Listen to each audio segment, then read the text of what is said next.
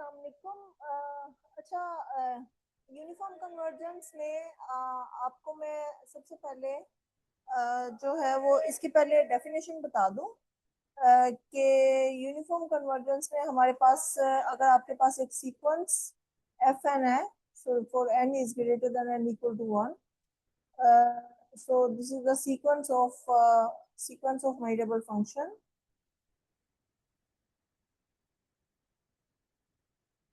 mutable functions है, ठीक है।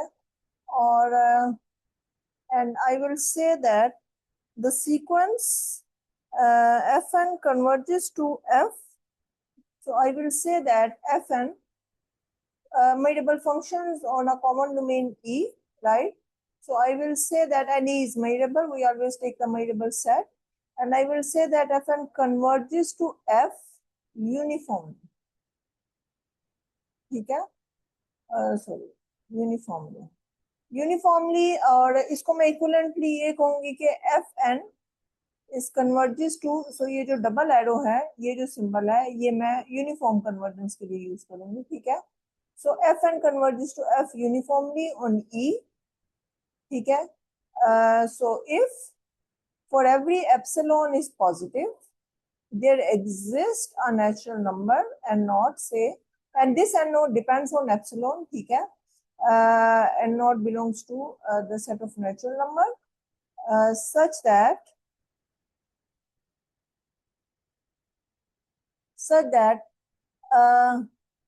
the difference between fn minus f is less than epsilon for all n is greater than or equal to n, ठीक है।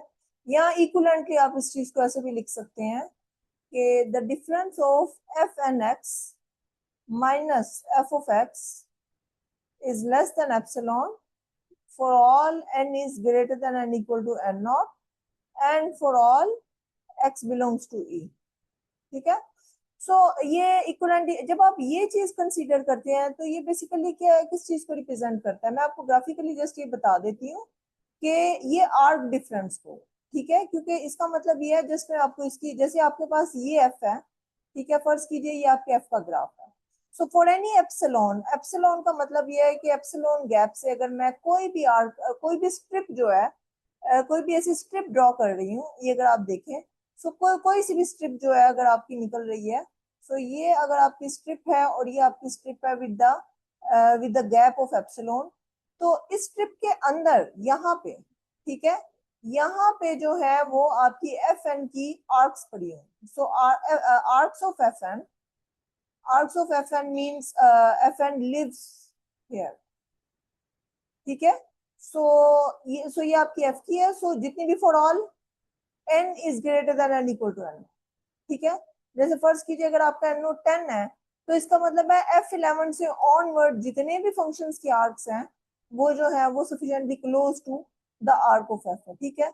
या फिर आप इसकी पॉइंट वाइज कन्वर्जेंस को अगर देखें तो पॉइंट वाइज कन्वर्जेंस में ये है कि आप कोई भी पॉइंट को फिक्स कर देते हैं, से एक्स, ठीक है, इसके करस्पॉन्डिंगली आप जो है वो एफ ऑफ एक्स लें, ठीक है। और ये जो है ये आपका क्या होगा, ये आपका बेसिकली होगा से अगर अगर इस चीज को आप और से देखें तो ये F of X plus epsilon है। So F of X plus epsilon, epsilon gap का लाइक। सो और ये जो चीज है ये आपकी होगी से F of X minus epsilon, ठीक है। सो अगर ये देखें F of X plus epsilon, F of X minus epsilon, तो पॉइंट वाइज कन्वर्जेंस बेसिकली ये बता रही है कि इस इंटरवल के अंदर, ये जो आपका इंटरवल है, इसके अंदर जो इमेजेस पड़े हुए हैं वो सारे फंक्शंस के इमेजेस एक्स के अंडर एक्स, ठीक है। सो अगर आप ये, सो ये पॉइंट के अराउंड लिया, सो ये पॉइंट लिया, ये आपका एफ ऑफ एक्स आ गया, तो इसके, सो इसके अंदर एफ एन ऑफ एक्स जो है वो सारे के सारे इस इंटरवल में पड़े हुए हैं for all N is greater than N equal to N, ठीक है। सो ये आप देखें कि अगर आप point wise convergence, point wise and for all X, कोई भी आप एक्स ले रहे हैं, फिक्स एप्सिलॉन, ये ज़हन में रखें, इसी एप्सिलॉन के कोरिस्पॉन्डिंग। अभी आपने यहाँ पे अगर देखें तो यहाँ पे एक्सचेंज किया तो फिक्स, तो इस एप्सिलॉन के कोरिस्पॉन्डिंगली अगर आप देखें तो ये आर्क का गैप जो है वो इतना पड़ गया। ये देखें ये आपका अगर एक्स होगा, ठीक है, इसके कोरिस्पॉन्डिंगली जो आपका epsilon F of X plus epsilon ये होगा, F of X minus epsilon ये होगा, तो इस आर्क में जो है ये सारे पड़े होंगे, ठीक है। सो ये जो है ये आर्क वाइज डिफरेंस है और ये जो है ये पॉइंट वाइज डिफरेंस की पॉइंट ऑफ व्यू से, बट फॉर ऑल एक्स, ठीक है। सो ये आपकी जनरल डेफिनेशन है अबाउट द यूनिफॉर्म कन्वर्जेंस। और सो इससे पहले आपने जो है वो दो तरह की कन्वर्जेंस समझी थी। एक कन्वर्जेंस आपकी थी पॉइंट वाइज कन्वर्जेंस, ठीक है, पॉइंट वाइज कन्वर्जेंस। और एक आपकी जो कन्वर्जेंस थी point wise almost everywhere convergence, almost everywhere convergence, ठीक है। और जो एक आपकी थर्ड कन्वर्जेंस थी वो आपकी थी है यूनिफॉर्म कन्वर्जेंस। फिलहाल हम इन तीन कन्वर्जेंस को जानते हैं, ठीक है, और इन तीन कन्वर्जेंस को हम डिस्कस करते हैं। आगे जो है वो आपकी मजीद कन्वर्जेंस जो है वो पेयर होंगी कन्वर्जेंस ऑफ सीक्वेंस की, that is the convergence in mayor, L1 convergence. हो ये जब आप कन्वर्जेंस इन मेयर और ऐसी चीजें डिफाइन करेंगे तब हम जो है वो उनकी प्रॉपर्टीज को डिस्कस कर लेंगे, ठीक है। लेकिन यहाँ पे मैं एक रिजल्ट जो है वो एक्सप्लेन, अच्छा एक बात जहन में रखें, ये जो कन्वर्जेंस है आपकी, ये वाली जो कन्वर्जेंस है, ये जो आप यूनिफॉर्म कन्वर्जेंस है, ये सबसे स्ट्रॉन्गेस्ट कन्वर्जेंस है। स्ट्रॉन्गेस्ट का मतलब ये है कि अगर एक फंक्शन जो है सीक्वेंस ऑफ फंक्शन जो है, अगर आपके पास एफ एन सीक्वेंस है for N is greater than N equal to one, ये आपका यूनिफॉर्म कन्वर्जेंस है, ठीक है। सो यूनिफॉर्म कन्वर्जेंस का मतलब ये है कि वो आपका ऑटोमेटिकली पॉइंट वाइज कन्वर्जेंस भी होगा, ठीक है, क्योंकि ये अगर आप डेफिनेशन देखें तो ये सेकंड कंडीशन जो है ये वाली, ये किसको रिप्रेजेंट करी है, ये फॉर ऑल एक्स के लिए है, तो डेफिनेटली पॉइंट वाइज कन्वर्जेंस भी आपकी ऑटोमेटिकली होल्ड करेगी। So the point wise convergence जो है is true for any uniform convergence, और जो पॉइंट वाइज कन्वर्जेंस है वो ऑटोमेटिकली इंप्लाइज करती है ऑलमोस्ट एवरीवेयर कन्वर्जेंस को, ठीक है, क्योंकि इसमें जिन पॉइंट्स पे वो फेल हो जाते हैं वो एम्प्टी सेट होता है, एम्प्टी सेट का मेजर जो होता है वो जीरो होता है। So this is the strongest one. ये जो है ये सेकंड लास्ट स्ट्रॉन्गेस्ट है, वो रीजन ये आपकी कि ये जो पॉइंट वाइज कन्वर्जेंस है ये जरूरी नहीं होता कोई यूनिफॉर्म कन्वर्जेंस हो, आगे मैं आपको जब एग्जांपल्स में जाऊंगी तो ज्यादा डिटेल से एक्सप्लेन करूंगी। लेकिन जो यूनिफॉर्म कन्वर्जेंस है वो हमेशा पॉइंट वाइज। ये चीज जो है ये इसको इम्प्लाइज कर रही है और ये चीज जो होती है ये इसको इम्प्लाइज कर रही है, तो ऑटोमेटिकली ये जो चीज है ये इसको भी इम्प्लाइज करेगी। So the uniform convergence is the strongest one. Point wise convergence जो है is lived between the point wise, यानी कि not every point wise is uniform but every point wise is the, sorry, I am so sorry, ये I think मैंने सबसे ऊपर लिखती हूँ, एक मिनट, मुझे मैंने सीक्वेंस जरा गलत बनाया इसका। So this is point-wise convergence, and here is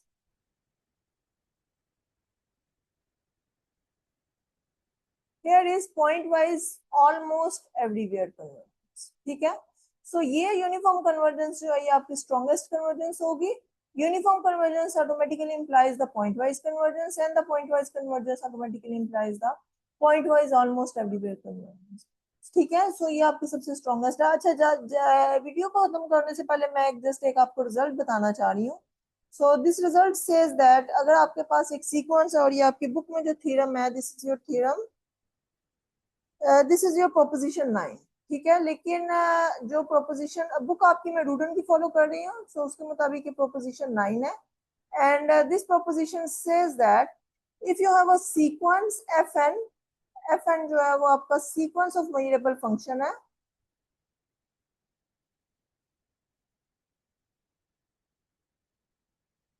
functions only, and fn converges to f point-wise almost everywhere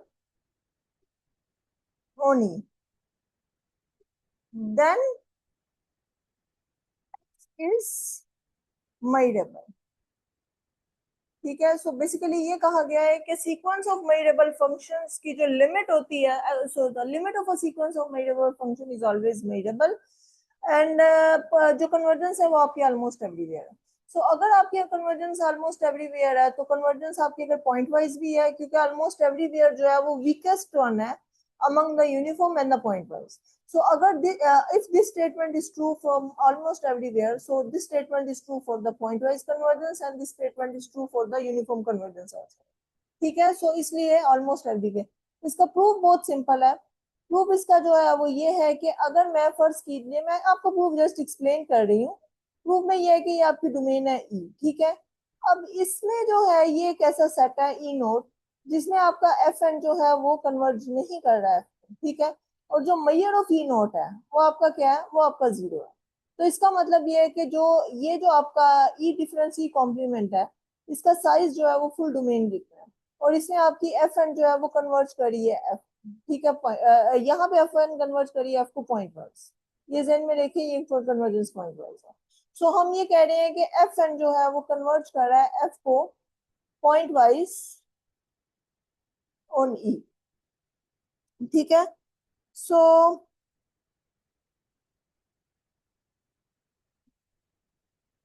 अगर मैं ये प्रूव कर दूं कि एफ जो है point wise on E not, E difference E not, ठीक है। और ये भी आपको पता है कि जो measure of E difference E not है that is exactly equal to the measure of E, ठीक है। सो इसका मतलब ये है कि अगर मैं ये प्रूव कर दूं कि एफ जो है, if I will say that F is measurable on E difference E not, तो इसका मतलब क्या होगा कि F is measurable almost everywhere, ठीक है। so is it so I think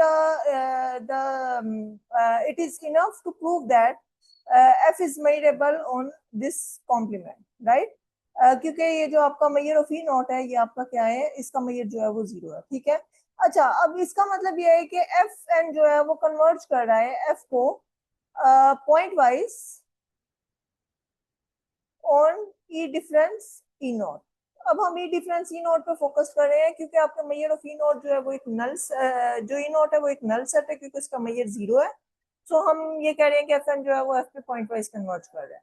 so this implies that the limit sup of N F N is equal to the limit inf of n fn n, and this is exactly equal to the limit because the limit exists। अगर ये statement आपकी क्या कह रही है, मैंने आपको बताया था लिमिट सुपीरियर और लिमिट इंफीरियर जो है वो हमेशा एग्जिस्ट करती है, लेकिन लिमिट तब एग्जिस्ट करती है जब लिमिट सुपीरियर और लिमिट इंफीरियर जो है वो आपस में इक्वल होते हैं, ठीक है। So the limit of N F N, और यही आपका क्या है, ये एफ है। सो अभी मैं लास्ट वीडियो जो आपकी जो है ये अगर चले ये मैं आपके फर्स्ट कमेंट्स में वीडियो शेयर करूंगी जिसमें यह है कि अगर sequence of measurable function converge कर रहा है किसी फंक्शन को, तो कन्वर्जेंस है, सीक्वेंस ऑफ मेजरेबल फंक्शन है आपके पास, तो उसका जो लिमिट सुपीरियर है वो भी मेजरेबल है और जो आपका लिमिट इंफीरियर है वो भी मेजरेबल। सो अगर तो आपकी लिमिट एग्जिस्ट करती है तो वो लिमिट सुपीरियर और लिमिट इंफीरियर के इक्वल है। चूंकि लिमिट सुपीरियर और limit inferior is measurable by using the reference of that video, वो वीडियो मैं आपको फर्स्ट कमेंट में शेयर कर देती हूँ।